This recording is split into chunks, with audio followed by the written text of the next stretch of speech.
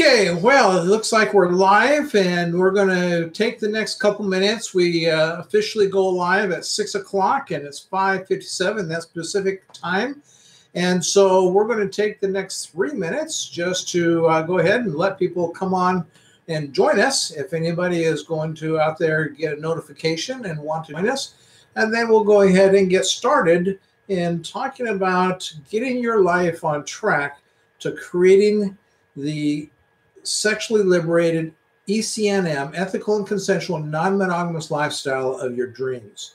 Now, that's a lifestyle which will keep your what we'll call your trajectory, and your trajectory from year to year, where it's increasing your abundance, your liberation, and freedom. Because what happens all so often is that trajectory, as we get into our 30s and then our 40s and then our 50s and older, it begins to slowly dip, and then it levels out and then begins to decline. That is with your financial life, also that is with your health and your sex life. And so what we're about is to keeping your life, that trajectory, increasing your abundance, your liberation, and your freedom in your finances, in your health, and also in your sex life, instead of slowly watch it peak and then head downhill. You know, and sadly it is that for many people, their sex lives seem to peak in their 20s. And yet there's so much more to live sexually beyond that. And so that's part of what we're going to be focusing on here, is to kind of getting that on track. And we'll be talking about that for the next 9 weeks. But this will be our first evening of doing that on a live YouTube video here. And we got just 1 minute, and so we'll give that a minute and see if anybody's going to join us, and I'm going to get a drink during that 1 minute.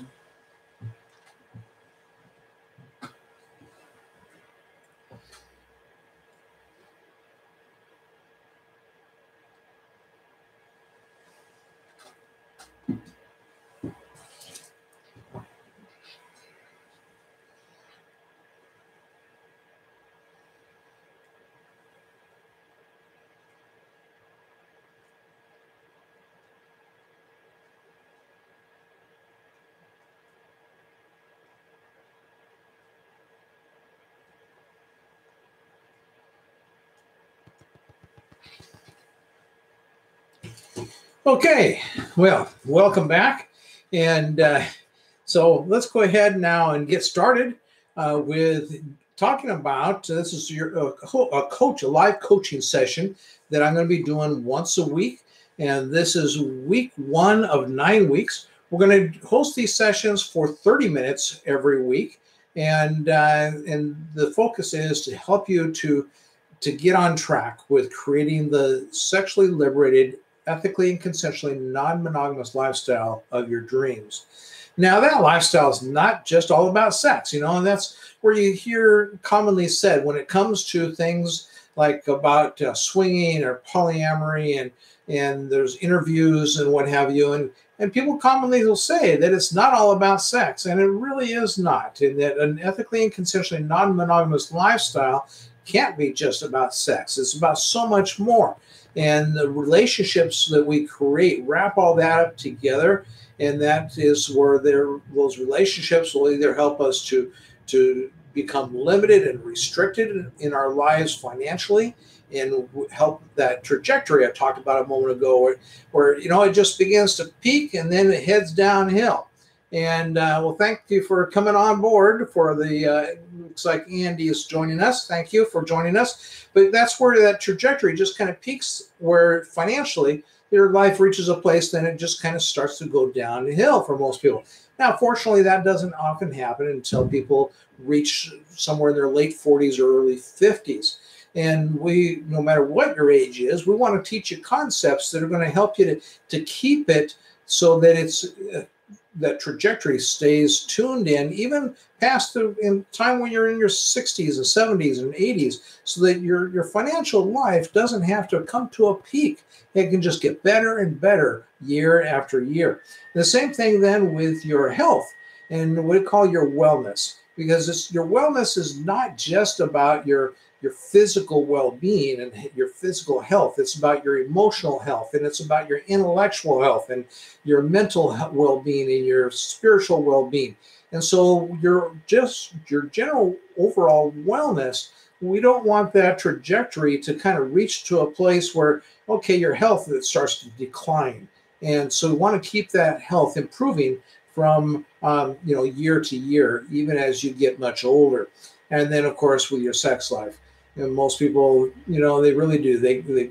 You ask people, what were your best years sexually? And they'll talk to you about the years in their memory that goes back to when they were in their 20s usually. That's why most people, their best years sexually seem to just peak in their 20s. Well, then they get into a serious relationship, and then they, start having kids, and it seems to just slowly decline after that point. Now it may take a point where it picks up for a year or two along the way, and then it starts to decline again. And a lot of that has to do with the health of a person as well. And so that's why we kind of group all these things together. And with the concepts that we're going to be talking about, that instead of as you get older on in your life, whether it be where you're at now or where you're headed now, that instead of increasing your limitations, your restrictions, your obligations, and your dependencies, and then you get to increase your abundance, your liberation, and your freedom. Dependencies are so much in our society directs us to dependent lives. These are lives where we become dependent on our job. We become dependent on a government agency. We become dependent upon our medical system. And so that dependency over the years creates a situation where we become entombed or enslaved and stressed out. And that's where people get to be in their 40s and their 50s, and they just start to lose their dreams and their ambition, and they feel like that life has just kind of left me. And we want to help you to make sure that that doesn't happen to you. And so these concepts that we'll be talking about, whether you're wanting to apply them in your dating life, or whether you want to apply them in your financial life, or whether you want to apply them in your sex life or your health, the concepts that we're going to be talking about over the next 9 weeks, they are applied in all of those areas. And so let's go ahead and talk about the next 9 weeks so that, there we go, that way I can read my screen better. Hi, Andy. Thanks for sitting and joining us tonight. And that I didn't realize that I wasn't even able to read the chat going on, so I had to move things around a little bit. So thanks for putting up with me for that. But you see, so on weeks number 3, 6, and 9, those are going to be catch-up weeks. And those are weeks where we're going to kind of review the material that we've already gone over and allow people some time to catch up, because I've done a lot of online courses over the last 5 years. And one of the things that I have a busy life, and these online courses, they're typically run from 4 weeks to 12 weeks. And oftentimes, because of my busy life, these courses have just ran away from me. And then it's like once they run away, it's hard to get caught up. And oftentimes I just don't get caught up. And so I learned a little trick back years ago. This is really before the internet technologies that we have today, but I taught an online stock trading course, and we met using Skype. I mean, YouTube was not invented then, and Google wasn't invented then. We had Skype, and that was about it.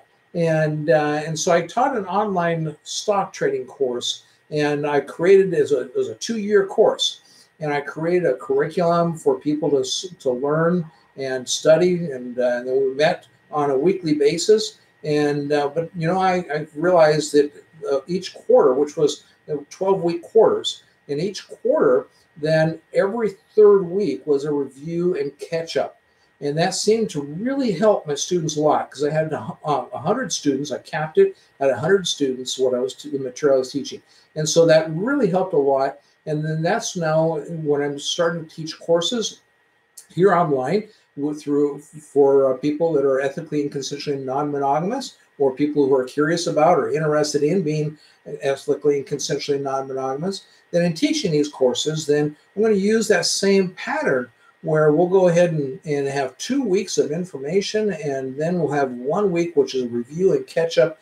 And during those weeks of review and catch up, you'll be having the opportunity to get all of your questions answered, hopefully. If we can't get all of your questions answered, then I'll throw in a bonus session where I'll schedule another time period for a week where you send all your questions to me. So even if you can't attend the live session, by sending your questions to me, then I will get to those questions in the bonus session, and you can either attend it live or you can go ahead and attend it by watching the YouTube video. But each week on the regular weeks, that'd be week 1 and 2, 4 and 5, 7 and 8. On those weeks, we're going to go ahead and I'm going to introduce 2 topics to you. And after the 2 brief topics, I'm going to introduce and give you some homework, and then we'll have a question and answer session.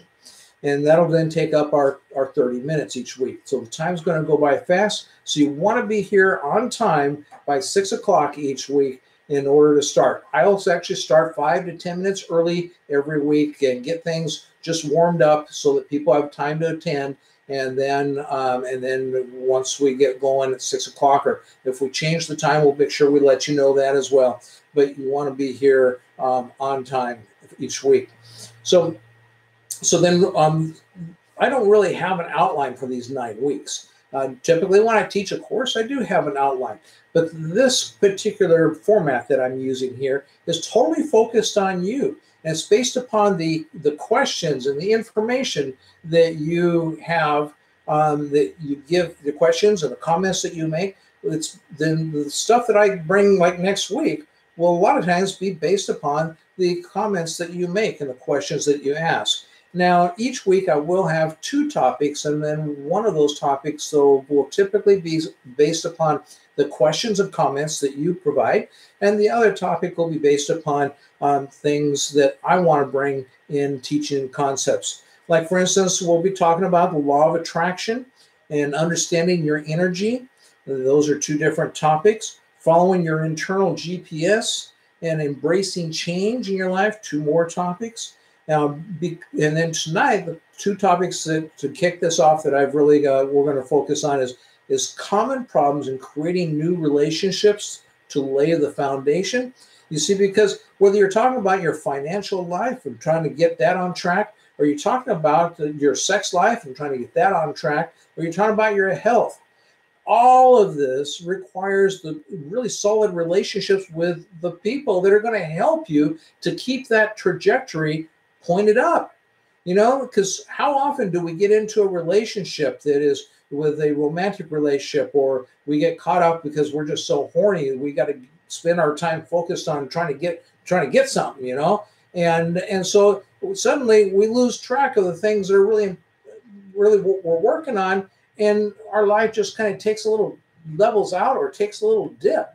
Other times we get into a relationship that the relationship's really not a healthy relationship for us because we don't understand about what it means to have a healthy life, because we just bounce through life without intentionally creating our life.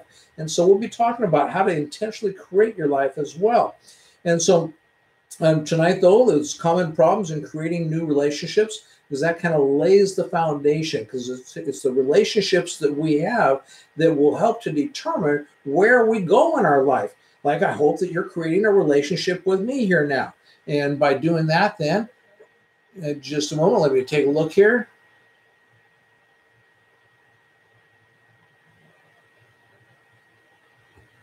Okay, I've never done this before. There was a message from YouTube that was sitting there for me and talking about, you know, I can put inappropriate messages on hold or something. And so I had to make sure that before clicking on it, I wasn't clicking on something that I shouldn't be. And so I went ahead and made sure that we got it taken care of there.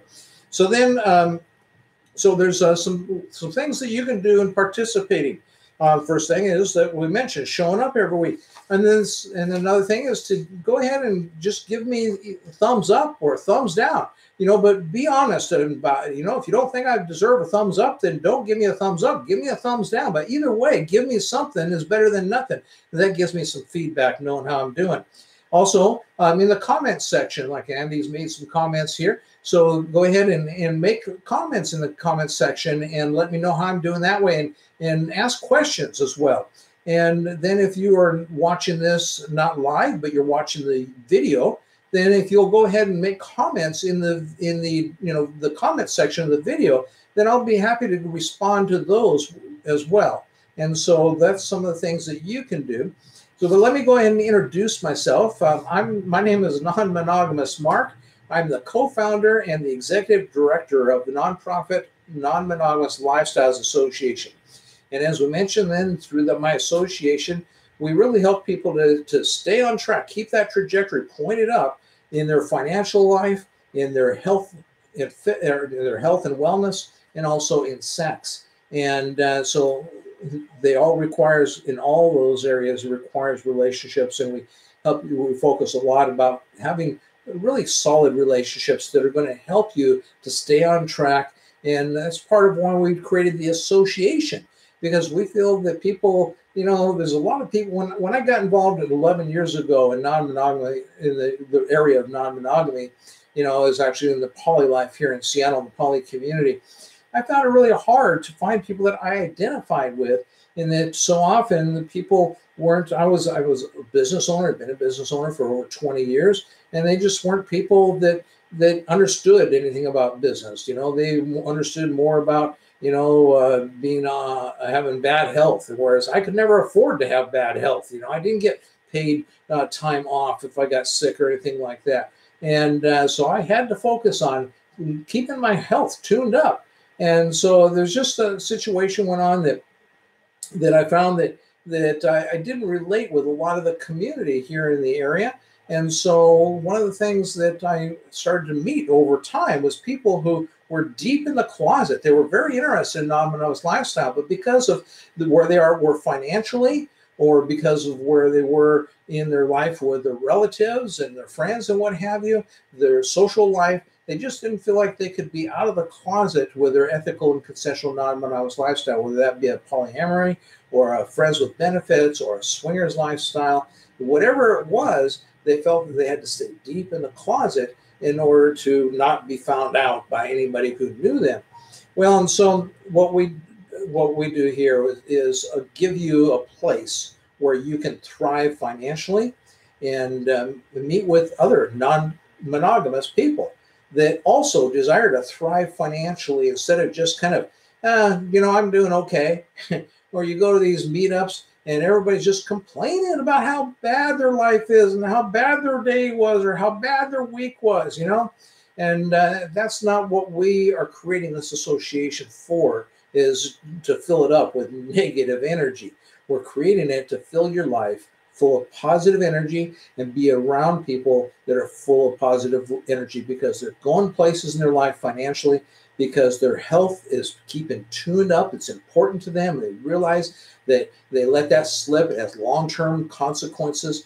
And same thing with their sex life, that they don't want to let their sex life slip either. And so they keep that trajectory tuned up. And so at the end of the 9 weeks, I'm going to give you an opportunity at that point to become a charter member of the Freedom Seekers movement. You see, because by spending 9 weeks here, 30 minutes a week, that's going to kind of give you a good taste of what we're about at Non-Monogamous Lifestyles Association. And one of the things that we are doing is we're creating, by sponsoring, the Freedom Seekers movement. And that's people who want financial freedom, people who want freedom with their health, so they're not dependent on doctors and hospitals and medications and all those kinds of things. And they want freedom in their lives sexually, to explore and enjoy their life sexually with many people, not just one person, because we're non-monogamous lifestyles, not monogamous lifestyles, okay? And so that's where we're going to, 9 weeks, what's where we're going then, is that this will kind of give you a little bit of a taste over the next 9 weeks as to whether then you want to become a part of what we are creating by being a charter member of the Freedom Seekers movement. So as I mentioned, then tonight we're going to go and dig into two points. And the first one is common problems in creating new relationships. So let's get right into that. And And one of the common problems is fear. I know myself when I've gotten in relationships years ago, I was always afraid to be all of myself. And as I got older, I learned that that's the wrong way to be. Instead, you've got to be truly authentic to who you are. We're afraid of being rejected. We're afraid of being not liked. We're afraid of someone thinking badly about us, or what they think I'm a kind of a pervert or a weirdo or a creep or something like that. And we all have deep down desires and interests. And where I started to learn all this was just really about 5 years ago. And then I started to date my partner, Kat, and actually it was just over 4 years ago. And she asked me on our first official date, she says, well, what are your kinks? And I could have held back on that and thought, okay, this is a trick question because I don't want to send her running. I don't want to ruin my chances with this relationship, and give her a truthful answer, but not a fully truthful answer. I could have said something like, well, I really love oral sex, or I really love, intercourse or fucking, or it could have said something like that. But yeah, that would have been true. But she was really asking a question like that. She's really wanting to know what my kinks are. And at that point, then I was afraid that my kinks might scare her off. And sure enough, I shared my kink with her, and which is my kink is to be able to enjoy a woman who's either pregnant or who is nursing a child and who is lactating, and being able to have sex with her and just enjoy the beauty of her body, and also partake and enjoy of her milk, an adult breastfeeding relationship. And that's my kink. And so I went ahead and I shared that with her. Well, she had never heard of such a thing. I mean, that was pretty freaky for her. And but I took a chance that if that was going to be the thing that was going to blow her away and have her think that I'm some kind of a weirdo or creep or pervert or something like that, then, that's okay. She's not the woman for me then. And that's the thing that we have to understand is that we get so afraid when we get into a relationship, we get so afraid of losing that person. We're more concerned about losing that relationship and losing that person than we are making sure that person's the right fit for us. And so we do that because of fear of being rejected, and fear of not being liked, fear that they're going to think something bad about us, the fear that we ourselves, we have a fear that we ourselves are not normal, which causes us to act and be not who we are and not what is normal for us. In fact, we end up covering up what is normal for us. And so allow yourself to just be your normal, not somebody else's normal. And so when you find that you start to learn to be your normal and not have those fears, then you'll find that gives that other person an opportunity to be their normal. And that's what happened magically with my relationship with Kat. And that when I opened up to her, then she thought, wow, okay. Because I got some pretty weird or dark and deep fantasies and interests as well that I have never been able to share with anybody. And she says, I kind of keep them stuffed and buried. I keep pouring dirt on them to cover them up instead of just letting them out. And maybe that by letting them out, that might be a possibility I could actually enjoy my fantasies instead of never have any opportunity because I'm treating them like a dead person and burying them. And so she started thinking in those terms, and she started to open up herself, and it started helping her to blossom. And subsequently, we together grew to become the sluts and proud, ethical sluts that we just love to be in our sex life. And so we got that way because I decided I was no longer going to be afraid and play it safe when someone asks me a question. I'm going to open up to the greatest extent I can. And subsequently now, we attract people to us. And people come to us and we open up to them and they go like, oh, wow, I just thought I was weird and I thought I was not normal. I didn't think there was anybody else like that. I didn't think I'd ever be able to open up like that with someone else. and it just becomes such a sense of relief. So that's one of the things then with this common problem and the pitfalls of becoming and starting a new relationship. And that happens whether you're talking about financial relationships or you're talking about work relationships or friendships, any relationship you're talking about. But don't become limited and restricted by your fears. The next thing is about poor communication. Don't become limited and restricted and dependent also because of poor communication. Basically we communicate corporately instead of using I speak. Now, I made this mistake 13 years ago. 13 years ago, I was 49 years old, but no, actually I was 48 years old then, I think, 48 years old, and I was just really sick and tired of being frustrated sexually. I'd been a virgin when I got married and gone my whole life never enjoying sex very much with my wife because it just never turned her on. And so what I did then is I decided that it was time to make some real changes. And so I went to my wife and I said, I think we've tried everything else we can think to do. We've been married 25 years in a monogamous relationship. And I said, I think it's time that we should try having sex with some other people. Now I I didn't have anybody in mind. I didn't know anybody at that point that we'd be having sex with, but it was just something how I suggested that to her. Well, immediately, because she got defensive, thinking I was telling her that she's going to have sex with someone else. And she didn't like that so well. And so that's where we seem to learn, like I'm doing here. We learn to talk in corporate language instead of saying I and me. And so that's one of the things in learning to have better communication is use I speak and not we or they or them speak. And so I learned that lesson that way because that caused my wife to instantly react. Instead of trying to open her up and helping her to have a conversation with me by using that we speak, she got defensive, shut her down, thought that I was trying to tell her that she had to have sex with someone else. And we really didn't have much conversation. She just said, well, we're getting a divorce if that's going to be the case. And that was it for about a year.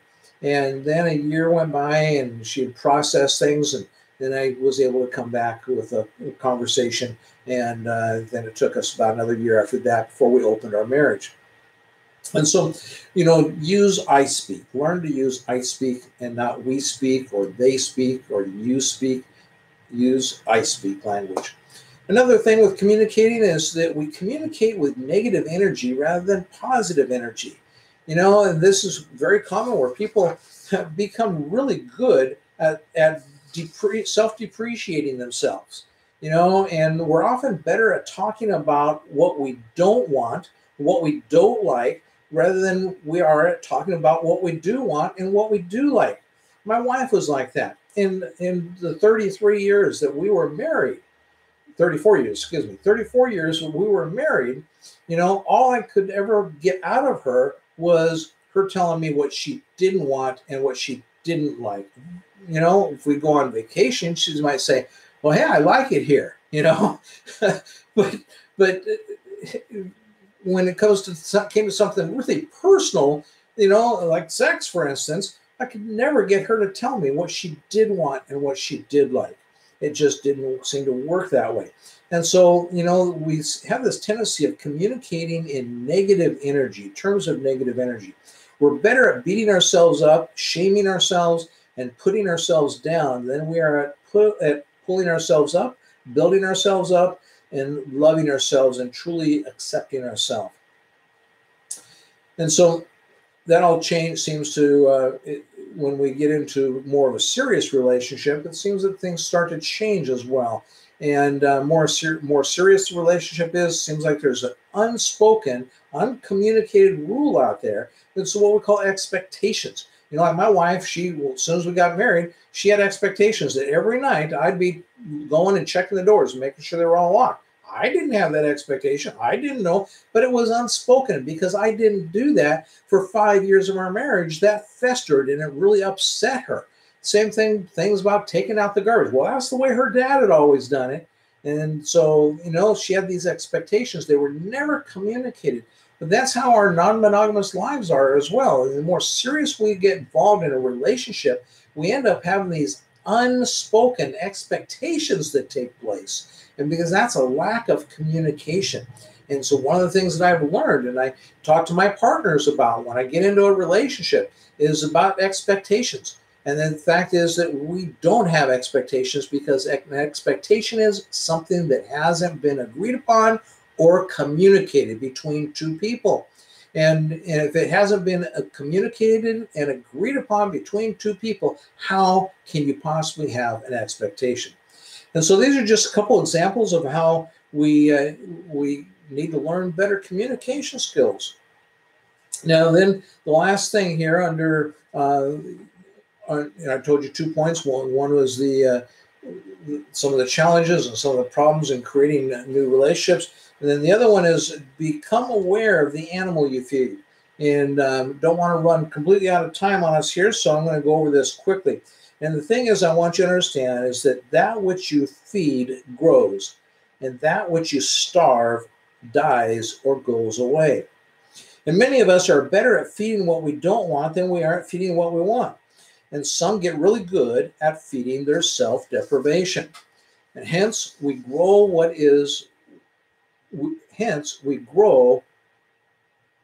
excuse me, let me go through that again, because I'm trying to just make sure I get through my notes now so that I can get through the material, and that way I won't go too much over time.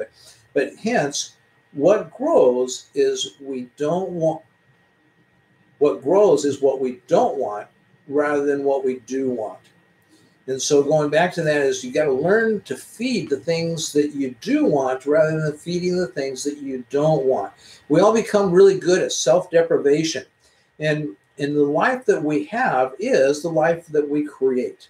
Whether you like the life that you have or not, whether you're bonkers about it, it's the life of your dreams, or whether it's not, it is the life that you created. It's the life that you created, even if it's the life that you don't want. Yes, now, like for instance, I got in a little pity party. 11 years ago when I became non-monogamous, I was making a six-figure income, had a business that I had built up, very nice, solid, strong business, great, enjoying a great life. And then the state of Washington changed some regulations, and I lost over $3 million overnight. I couldn't comply with the regulations, and basically I ended up going broke. Totally broke. And so there wasn't any safety net for me. I didn't have 401k. My whole retirement was wrapped up in my business. I was planning on selling my business, and so I just kept shoving my money into my business, keep it growing, and then I'd be able to sell my business. Well, then when the business became inoperable, it became worthless. And during the recession, I had to sell my assets for 10 cents on the dollar, or a lot of times it wasn't even that much, a nickel on the dollar. And so the thing is that I got stuck just thinking, it's not my fault. I did everything right. And I had, employing people, contributing to my community. I'd done everything right.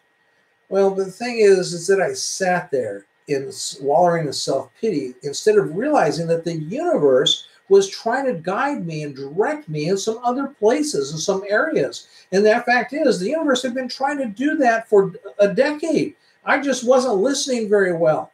And so that's one of the things we're going to be talking about is how to pay attention to the little things in your life that will guide you to your internal genius, because we all have that. And I want you to learn from my lessons so that you don't have to be restarting your life and reinventing your life at the age of 55 when you thought you were going to be taking an early retirement.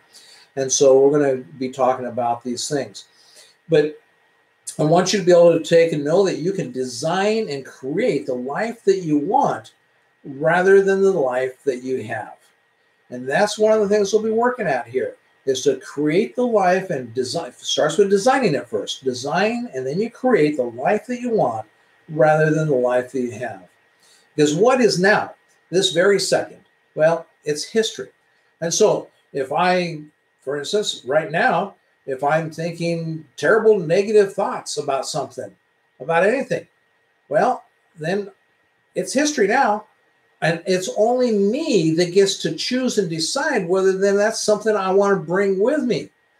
And so that's the thing, that you get to design and create the life that you want.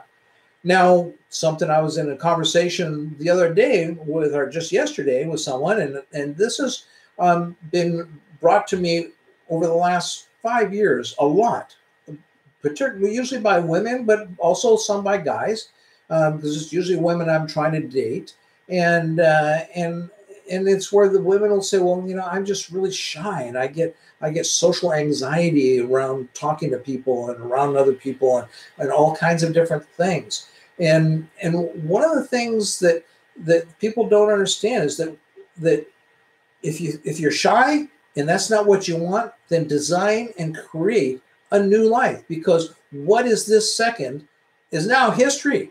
That means that you can start a new life, reinvent yourself right now. I've reinvented myself multiple times. So right now, decide that you're going to reinvent yourself. And if there's something that you don't want, then don't put that in the pot, the recipe. Don't make that part of the recipe of the life that you're reinventing.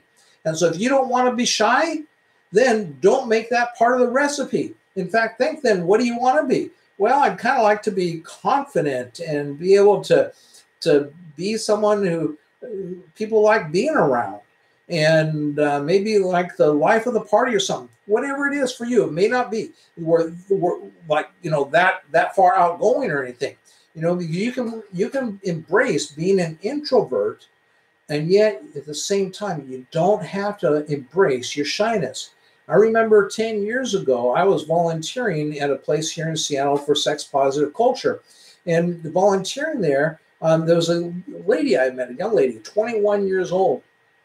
And I just could not believe how much, for a 21-year-old lady, how much poise and confidence she had. If she wanted to dance with someone, she would go and ask someone to dance. If she wanted to meet someone, she'd ask someone, she'd go sit down and go over and introduce herself and just meet them. If she wanted to have sex with someone, she would just go up there and start a conversation and then say, hey, you want to go have sex? And so I talked to her. I was volunteering every week at this particular event, and she would come by every week.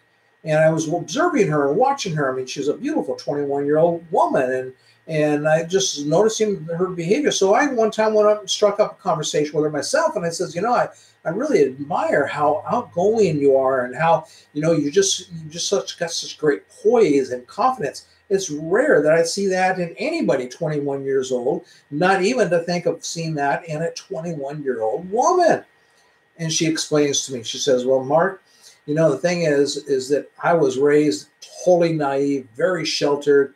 And by the time that I was 18 years old, I was a basket case and a total nervous wreck around people. I was just very shy and introverted. I was just a social outcast. And she says that when I turned 20, by the time I turned 20, I was sick and tired of that.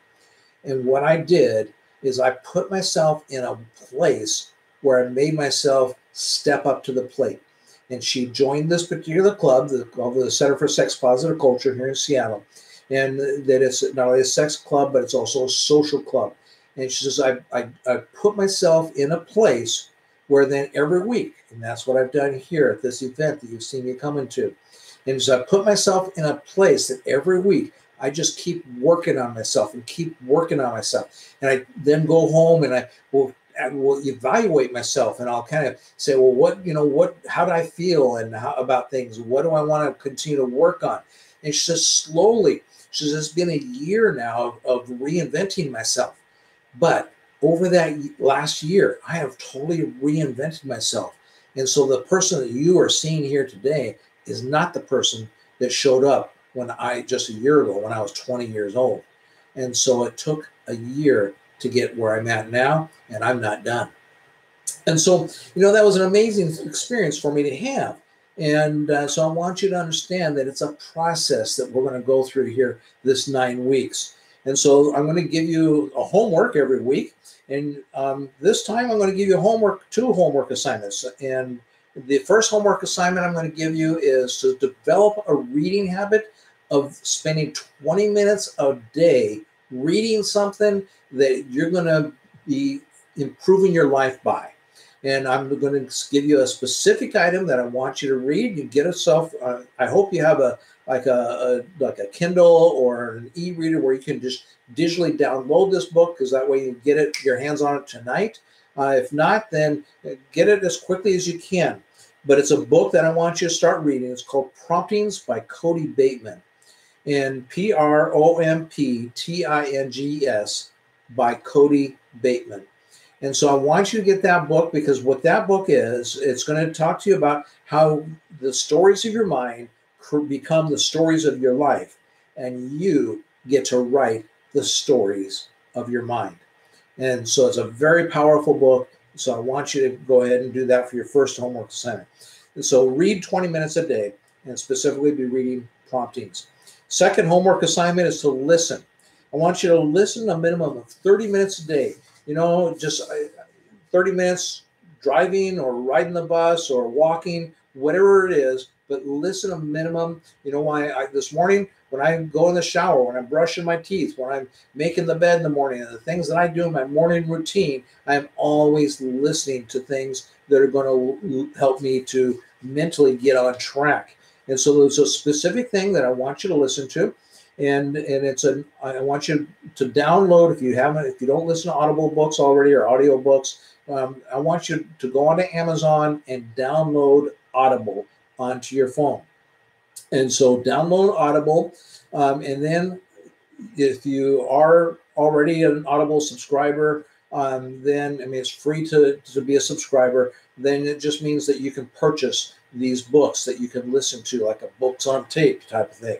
But there's a specific book that I want you to listen to. If you haven't downloaded and used Audible before, then you can take advantage of getting this as a free book. But otherwise, you'll have to pay a couple, maybe $10, $15 for it. But there's a book that it's by the author's name is Mike Dooley. Yes, he's written the actual book, but then he reads it on Audible. And I want you to be listening to this book on Audible instead of reading the book. And it's called Leveraging the Universe and Engaging the Magic. You see, he's going to show you, and you're going to learn how your thoughts turn into things. And so again, it's by Mike Dooley, Leveraging the Universe and Engaging the Magic. And so get that Audible on your phone and listen to it for a minimum of 30 minutes every single day. And so that's your assignment, your homework assignment. Come next week prepared to share from about things that you read and things that you listened to on those two assignments. And so now go ahead. If you have any questions, since I kind of ran us out of time, but sometimes it'll probably go that way, but we're 10 minutes over right now. So I'll go ahead and take 5 minutes if you have any questions. Andy, thanks for the comments. Let me go ahead and get caught up in reading your comments. And so just a moment, please. But if you have a question, go ahead and put your question in.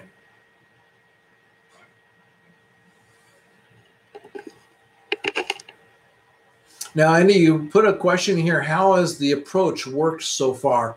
I'm not sure what you're probably saying. Asking that question of something I had said, but I'm not sure exactly what it was that you had said. And so, if you could let me know what you're referring to, I'll address that. I'm going to grab a drink of water here.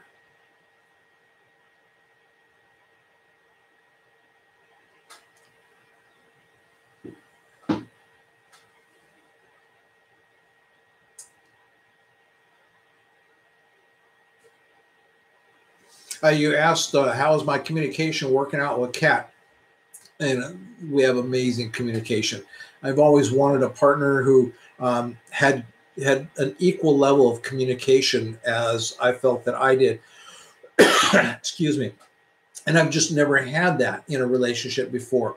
And so that's where in some of this material that I teach, it's really fairly new and recent, because it comes from my life lessons of I mean, my wife that I was married to for 34 years, I wanted to, we talked all the time, and I tried talking with her about, I want you to communicate with me. If you're unhappy about something, then I want you to tell me. I'd rather have bad communication than no communication. At least if we got bad communication, we can try to make it better. But if we just don't have good communication, or we don't have any communication, or very little communication, or the communication is about negative stuff, or the communication is about the news or the weather, and just junk that doesn't really matter to us personally, then it's not good communication.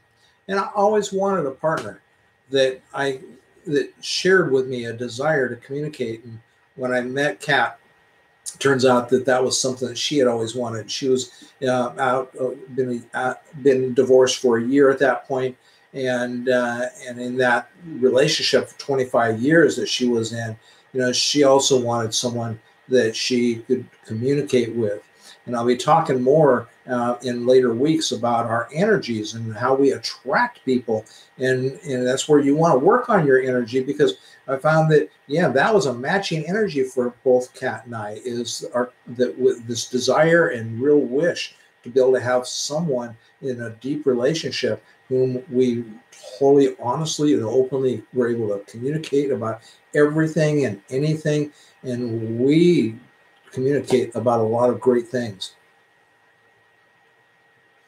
So let me go ahead and read the rest of the comments here.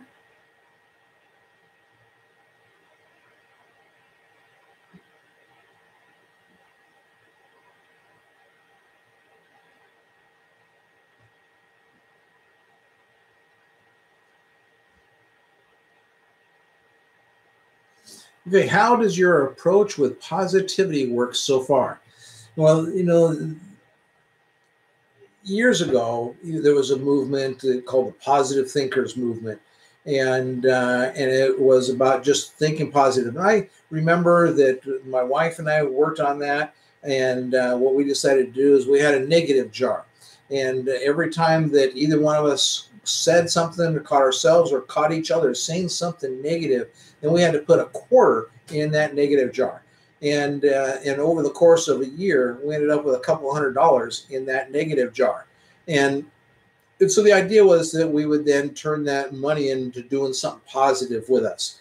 And that was part of the positive thinking movement, and there's good elements to that whole movement, but there are other things that I think that the positive thinking movement was just part of the picture that needed to take place. And so when you say, how does your approach with positivity work so far? And it's something where it's not just about having, it's like there was a term in the positive thinking movement called fake it until you make it. I don't believe in faking it until you make it, you see. And so that's when if you're thinking about positivity, no, it's about creating a positive energy. And I'll be talking more about this in weeks to come. And I think, in fact, I might try talking about that next week as one of the talking points. But it's creating an energy of positivity and avoiding negative energy, because what you create is what you're going to attract.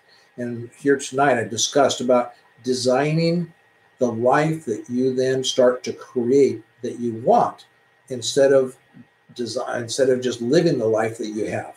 That's what most of us learn to do, is just live the life that we have. And we're reacting to life. We're responding to life. We go to college because our parents tell us, go to college. Well, if you went to college anyway.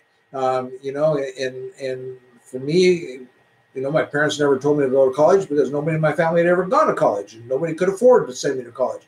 But I decided that was something I really wanted to do, become a college graduate. And so I worked and supported myself and got myself through college. It was my intentional choice to do that. And so for most people, though, they go to college because that's what's expected of them.